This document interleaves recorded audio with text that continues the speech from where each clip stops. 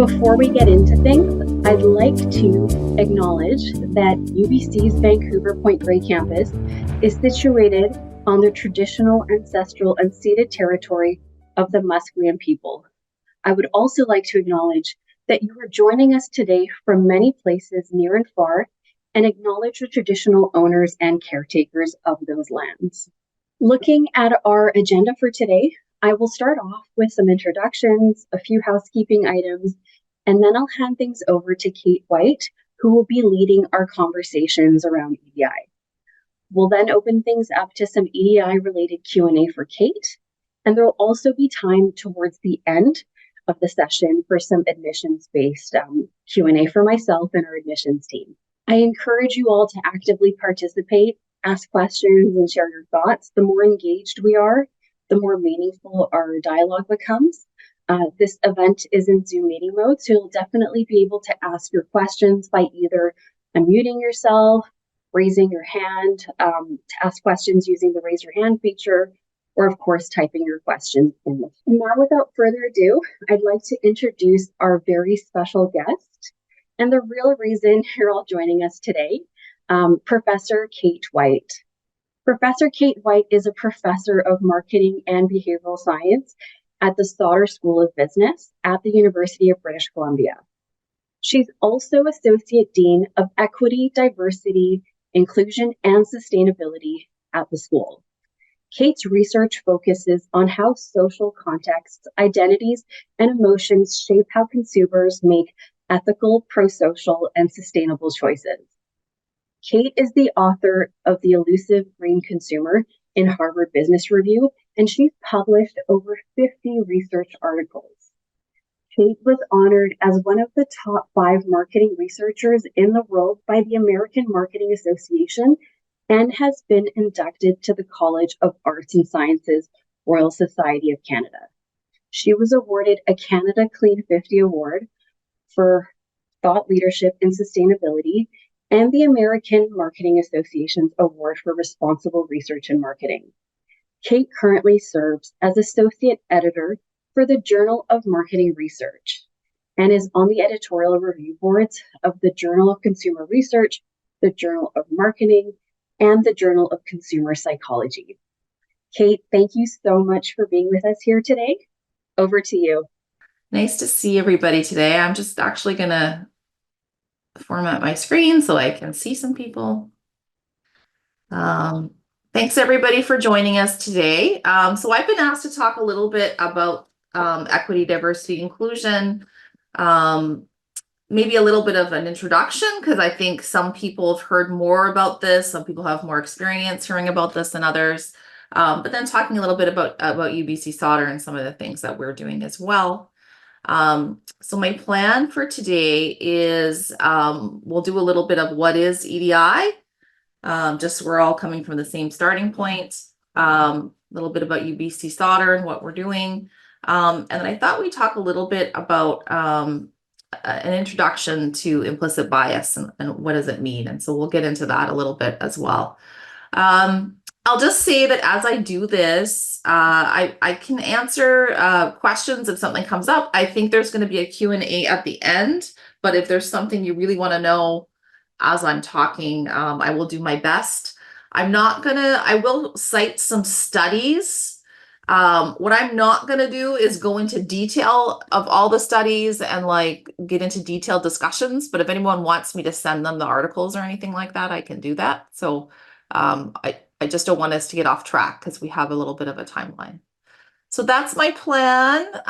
So let's do it. Let's talk about EDI. So this is just a nice little sort of overview slide of what we mean when we're talking about some of these things. And I think diversity is the one that most of us get right away, like it makes sense. So diversity is really about the makeup of a group. So the ways in which individuals within a group differ.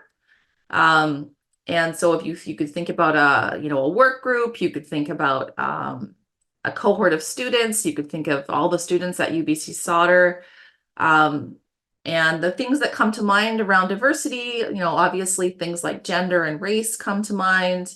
But it can also be things like religion, it can be sexual orientation, it could be socioeconomic status. All of those things are diversity. And also at a university, your topic of study or the type of training that you have, right? Your background, your training is also diversity. You might have figured this out already, but at UBC Sauder, we do have a very diverse group of students coming from different places, coming from different backgrounds of study. So we definitely have a very diverse community at UBC Sauder. Equity is all about fair treatment. And the idea being that we want to try as much as we can to give people equal access to opportunities. So when we talk about equity, we often talk about things like barriers. And what that means is there something that, a person or maybe a group of people experiences that stops them from getting opportunities? And what can we do to take barriers out of the way so that people can have equal access to opportunities? And then the last one is inclusion. And I think actually this is the one that most people don't always fully understand or fully understand the definition of. And so inclusion is belonging is part of inclusion, but it's more than just belonging. It's also this feeling that you're included in things like if there's a decision being made or something happening, you feeling like you have voice and that you can be a part and you can participate in those things. And so that's inclusion. I do like to show this image for equity. And so it's a nice sort of visual. And basically the idea is if you were pursuing equality, the idea is you treat everybody the same. So these individuals that are trying to reach the apples, right? We give them all the same size step stool. That's equality. Equity is, well, maybe certain people need something a little different to reach the apples. And if you think of this, in a learning context, for example, perhaps someone in a wheelchair needs something else to access the classroom, right? Or somebody with a hearing disability, perhaps they need something else in order to hear the lecture or to access the lecture in some way, right? If a hearing impairment. And so that's sort of the idea behind equity, that perhaps we just give people what they need so that they can access resources and barriers can be removed. So why do we talk about this at UBC Sauder? So a couple things here. One is that sort of our overall strategic planning, we talk a lot about advancing equity and inclusion and a sense of belonging across our communities. But why? Why do we talk about this? So I have a few sort of things that I like to talk about. There's in the research literature, there's some interesting studies where, and these are actually in educational contexts, where they'll go in and they'll do sort of field studies, field experiments, and they'll have some kind of inclusion intervention where they have something that they do with students to make them feel more included and sort of more connected at the university. And when they do these inclusion interventions, they find really interesting outcomes. And so, for example, they find that people perform better, so they get better grades. For example, maybe their overall GPA or like math scores is something that they've looked at. They feel greater belonging. And they also report and show improved health and well-being. So in one of the studies, they measured things like how often do students go to the doctor and how often do they get sick? And so these, feeling included and feeling like you can access the resources that you need has all these positive outcomes. So it makes people kind of perform at their best, right? So there's that argument. Another one is that there's evidence that thinking about equity and thinking about inclusion for diverse individuals is associated with positive things around culture. So there's definitely research showing that thinking about diversity and inclusion helps organizations retain people. People stay longer, they're more happy. They tend to help others within their organization more, and there's less reports of things like aggression and discrimination and harassment. So there's some positive sort of cultural benefits of thinking about these things. I'm seeing maybe a question. Yeah, so I'll talk about that question in a minute. I'll talk a little bit about some of the things that UBC is doing in a minute. The question around what is UBC Sauder doing? Creativity and innovation, there's actually also some interesting research, and it kind of makes sense if you think about it. So if you think about diversity and having diverse groups and diverse teams, there's some good evidence that diverse teams are good for coming up with ideas, for brainstorming, for innovation, for being creative. There's evidence that you come up with more ideas and more creative ideas when you're in a diverse group that works well together.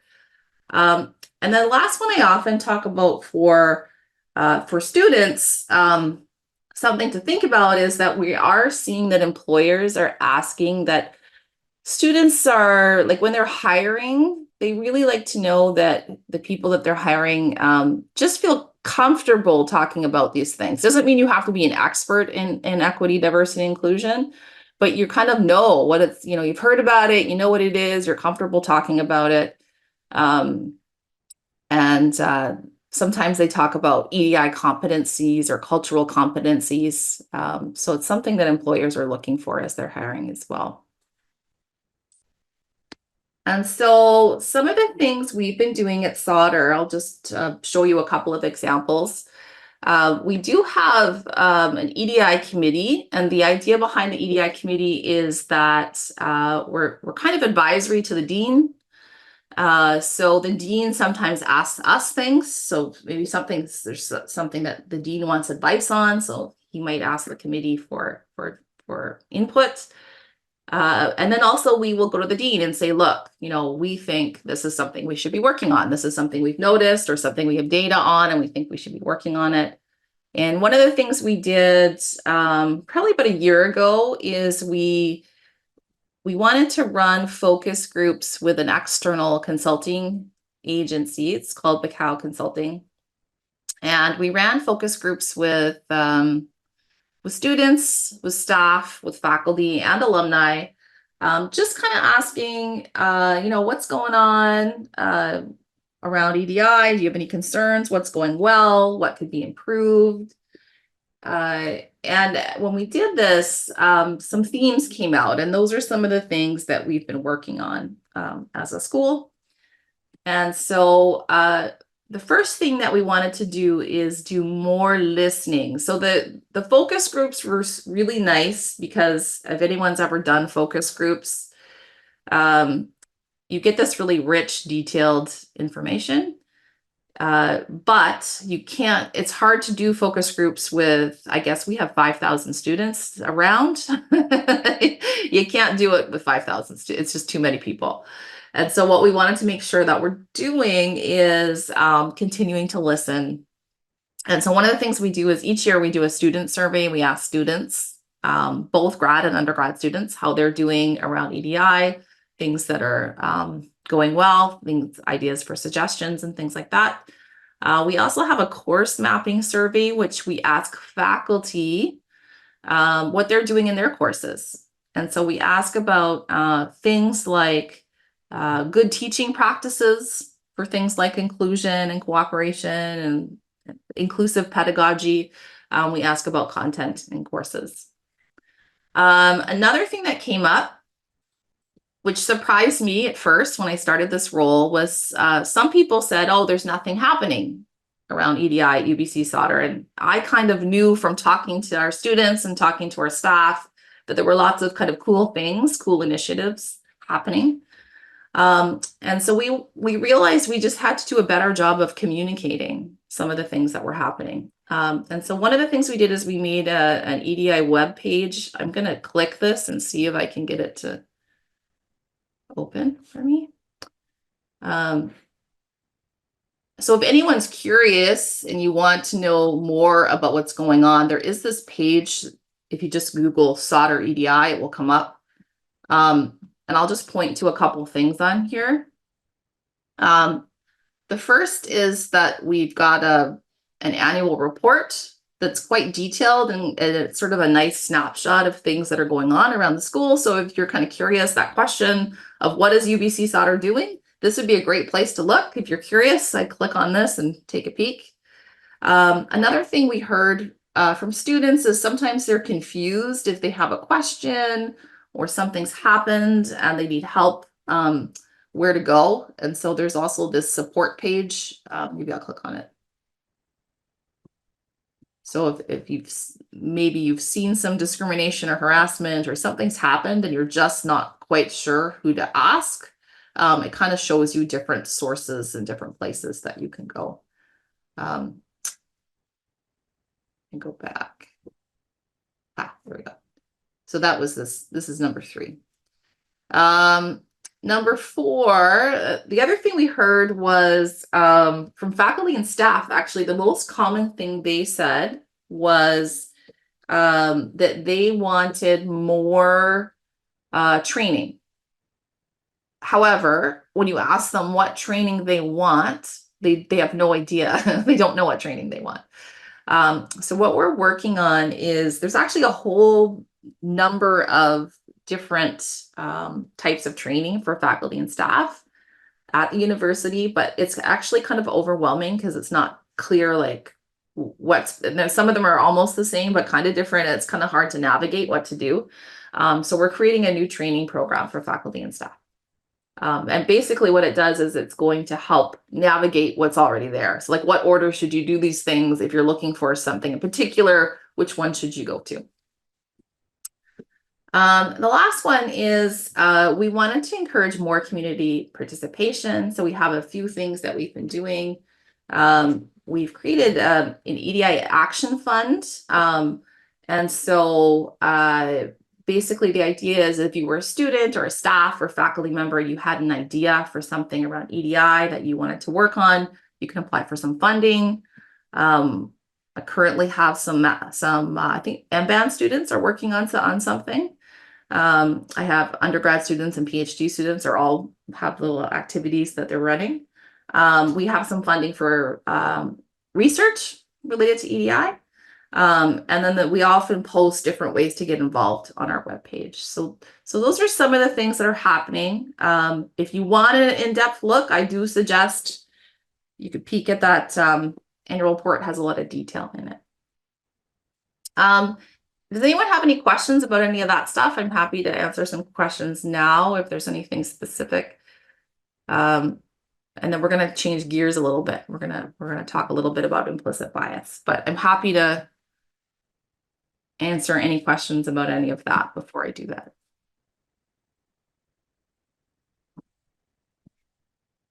The offer's open, so if something comes up. So what I thought I would do is talk a little bit about implicit bias, and this isn't going to be a full session on implicit bias. It's more of an intro, just something to think about. And I think this is a nice, it's a way to think about something that you could do as an individual, or when you're working as even like an employer or someone who's like recruiting people, something a nice sort of starting point to think about when you're thinking about EDI. And so I thought we'd do a little bit on implicit bias. And the idea behind bias, I like this picture because the idea behind bias is sometimes you don't realize that you're viewing the world in a certain way. So if you were really close up to this lens here, you might not realize that there was a lens that was influencing how you're viewing the world. But if you take a little bit of a step back and you realize, that there's something that's kind of perhaps coloring how you're seeing the world, then you can perhaps think about what that means and perhaps adjust. If you think perhaps that bias is making you make judgments or decisions that perhaps you shouldn't. So let's talk a little bit about this idea. of implicit bias. So the reason why we often get bias happening really comes down to this idea that it's a lot of it has to do with how we think as human beings. And so psychologists often talk about these two systems of thinking. So if you've read like Thinking Fast and Thinking Slow by Daniel Kahneman, it's kind of this idea, right? So thinking fast is system one. This is when you make a decision that's very quick, very automatic. Maybe you're using a quick decision rule, or maybe like emotion or habit. So think about if you're in the grocery store, and maybe you're just choosing things very quickly without thinking very carefully.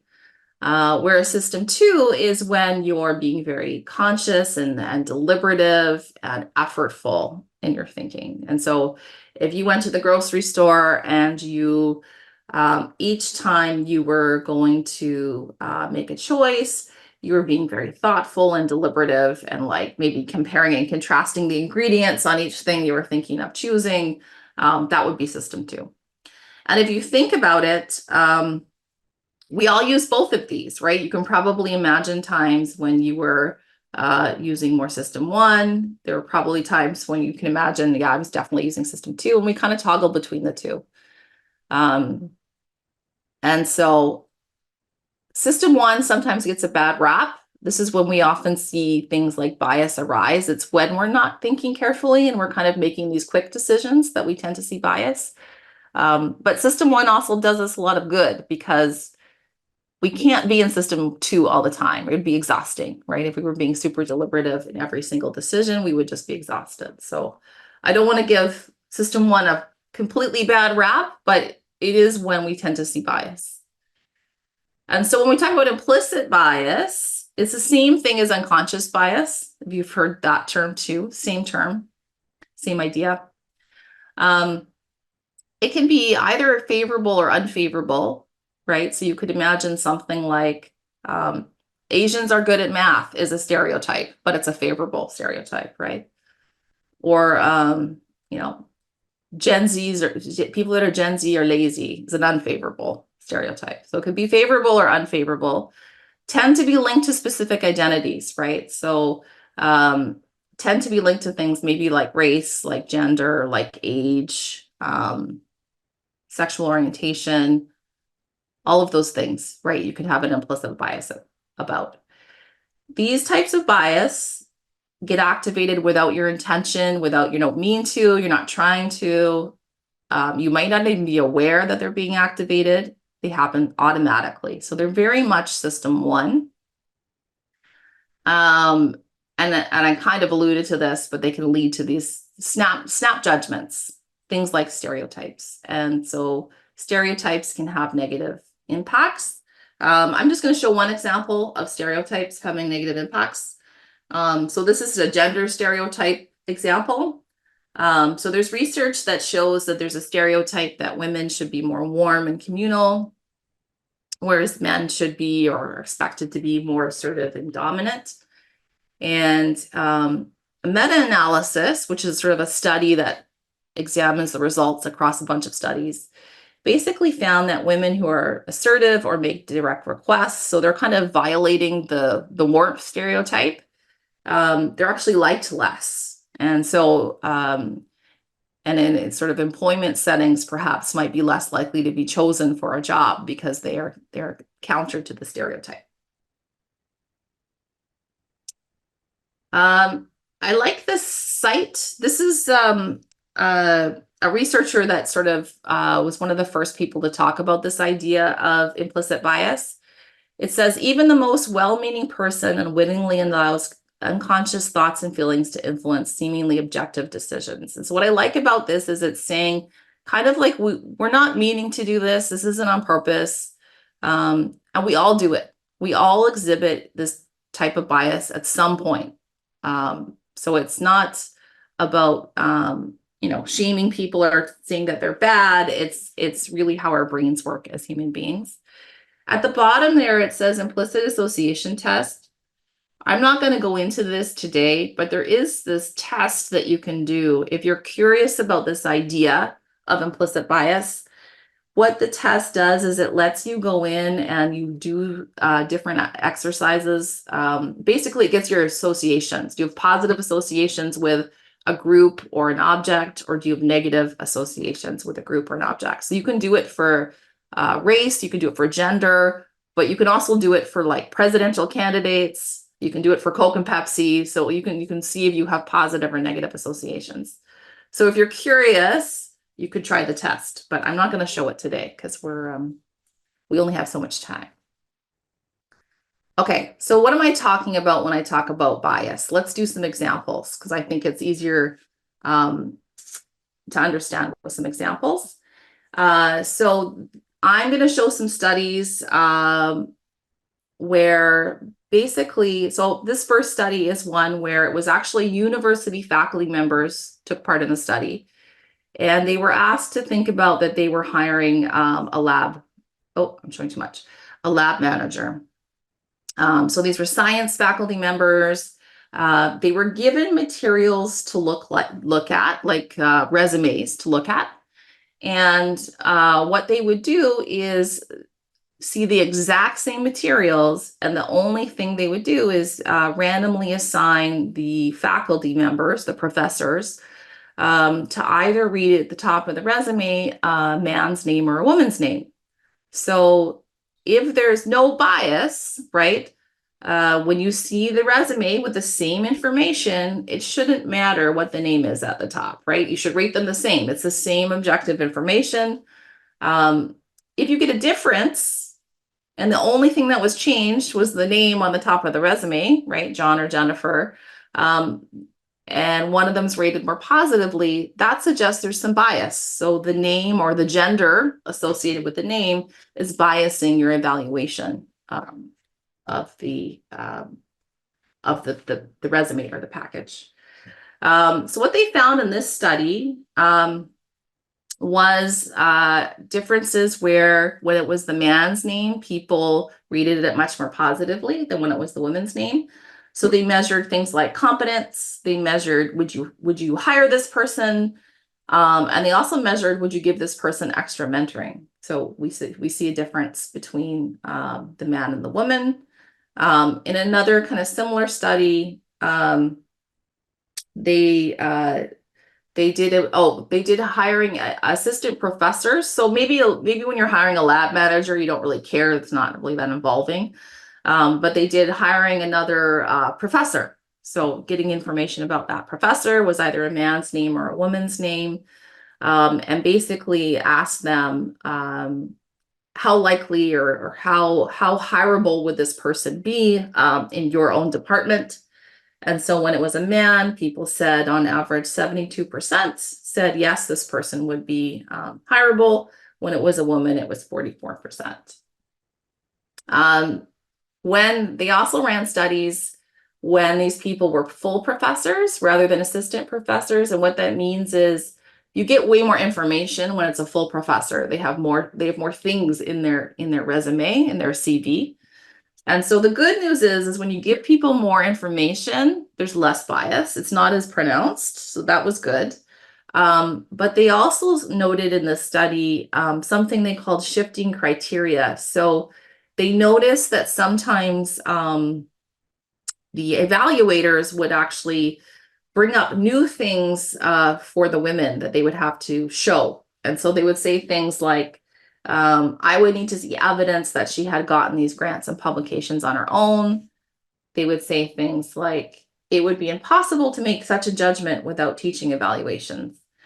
They saw this more when it was women than when it was men. I will say that there have been more recent versions of these studies. And so some of the gender bias ones are getting less pronounced over time, which is good news. But they still find evidence of this type of bias. To show one other example, this is one with race. And this was an interesting one because what they did here is they actually applied for real jobs. So they took an industry and they created resumes that were the same information, and then they randomly sort of applied to different jobs. And what they did is they varied, they kind of pre-tested, and they varied whether the resume had a white sounding name or a black sounding name, and they actually applied for the jobs. And what they measured was who got called back for an interview. And so Emily Murphy got called back about 9.65% of the time, but Lakeisha Jackson only got called back about 6.45% of the time. A more recent one, this was Sonia Kang. She's a Canadian. She's at the University of Toronto. And she did a similar study with different types of names. So Pakistani, Indian, Chinese names. And she found a bias in terms of who gets called back. And so all of this is just to show, like, kind of what do we mean when we're talking about bias? And I do think, maybe some of these are getting better, but it's still, it's really good to be aware of what is bias, how can it emerge, because it does sort of, if you're not being conscious and correcting for these things, it can kind of pop up, right? So being aware of what it is and how it can arise. And so what can we do? I'd like this in the chat. There's an answer of what one of the things we can do, and this is actually one of the solutions. So we can reduce implicit bias by thinking from others' point of view, and that is a really good strategy. Does anyone else have any suggestions of what we could do to decrease implicit bias? Does anyone want to throw anything else in the chat? So perspective taking is definitely one. If anyone else has any others, being aware, that's a good first step. Yeah, definitely. Advocating for others. I like these. I'll keep talking, but if anyone else, yes, this is good. Listening to other stories. I like that. Increased diversity. I think part of that is also like you're getting exposure to more types of different people. That's really important. Asking questions, education, involve ourselves. I like these. And so some of these are coming up here. So actually, this is what they say we need. So somebody said awareness. So awareness all by itself isn't enough, but awareness is a starting point. And so what they say you need is awareness. Motivation means you want to change, you care. And then strategies. So you have some techniques or some tools that you can use to help. You can think about this at the individual level, and you can think about this in terms of processes and procedures. And so these are really good. All these ones that are coming in the chat, I think they're all in my list pretty much of things we can do as sort of individuals. And so one of them is called counter stereotypical imaging. So this is if you feel a stereotype coming up, you bring to mind an example that counters it, right? So perhaps if you have something negative coming up about someone who is Black, for example, perhaps you bring a positive stereotype to mind. So maybe for you, Barack Obama is a positive stereotype, and you bring that to mind. Perspective taking was one of the first ones that was said. So can you try to take the perspective of that person, try to see things from their point of view? Individuation. So all the ones where you were saying, let's get to know the people, let's listen to their stories, all those types of things. I think this is getting at this idea of individuation, which is seek out what makes that person unique and get to know them as a person. You're less likely to judge them based on bias if you get to know them as a person. Exemplars is kind of like counter stereotypical imaging, but it's sort of a step further. It's not just bringing to mind someone that breaks the stereotype, but trying to interact, right? Trying to interact and engage with people that are positive exemplars. And then the last one is if you ask people to be neutral in their decision making, or ask them, say, hey, we're going to ask you. So let's say you were going through a bunch of resumes and evaluating them. If you knew someone else on your team was going to ask you at the end how you ordered them or how you came to your ratings, it's more likely that you're going to be more neutral and objective, right? So kind of having to be accountable for your ratings. The last thing I'm going to do is a couple of things we can do. So the individual ones are really nice. They're good, they work, but they require over here motivation. You got to remember to do them. You got to be motivated. They require effort, right? So some other things we can do is thinking about how do we set up the system and the processes within the system to sort of mitigate these biases. So one is if you were, for example, hiring or maybe recruiting, so like recruiting students, for example, developing a clear set of objectives ahead of time. The reason I have that there is that shifting standards thing, right? So you don't get to add new criteria for the women or new criteria for a certain racial group.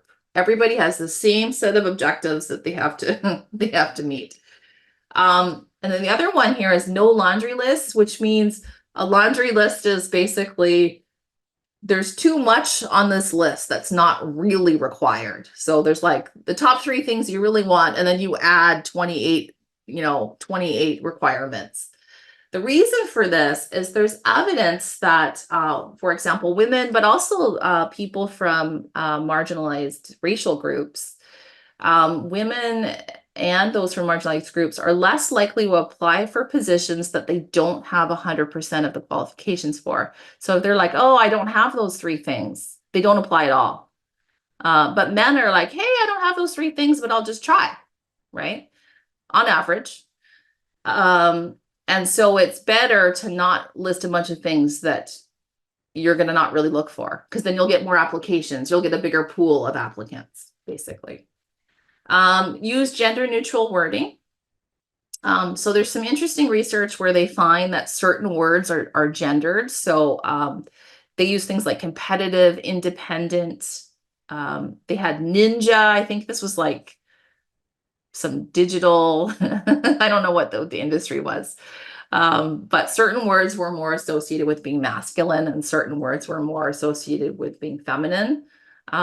And it can discourage certain types of people from applying for jobs. And there's actually, you can run your job ad through basically AI type stuff that'll tell you if your job ad is biased.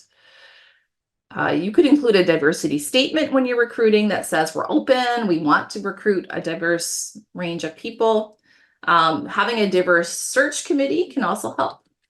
And having an equity monitor can help. An equity monitor is somebody who keeps an eye on the search process and kind of says, hey, wait a minute, we said, we weren't going to evaluate that. And now you're asking this person for this. Or if it seems like we're treating people differently across, so like different job candidates seem to be getting treated differently, the equity monitor is the person that says, hey, wait a minute, we didn't do this for the last person. Why are we asking for this person for something extra?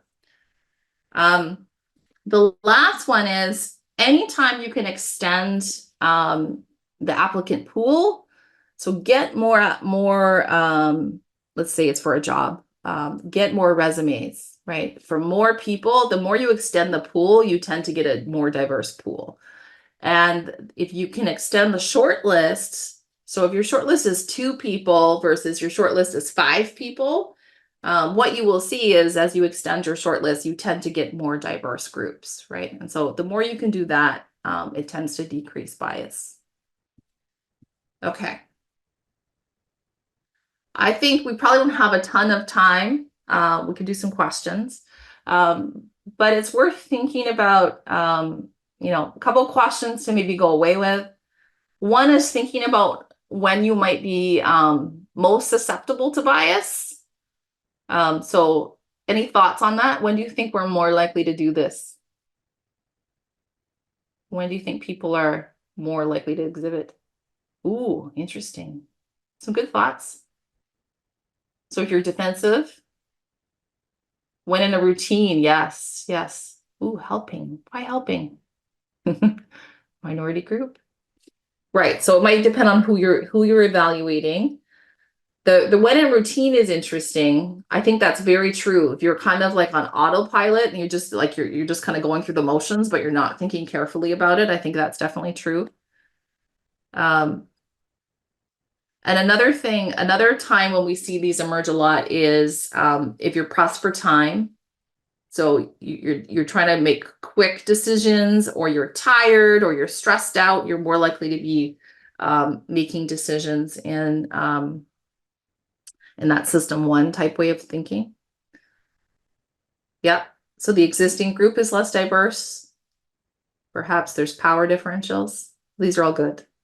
I won't ask you all these, but maybe something to go away with is think about, well, does this ever happen for me? Like, and maybe something that I do in the work that I do, or, I'm recruiting for a team or something like that, kind of thinking about how might this come up and what types of things might you think about to decrease this. I will stop there. I'm open to questions if anyone wants to ask anything. Thank you so much, Kate, for providing us with such an informative and engaging presentation. That was really insightful. I've seen some great comments come through the chat, so thank you all for contributing and providing such rich discussion during the presentation.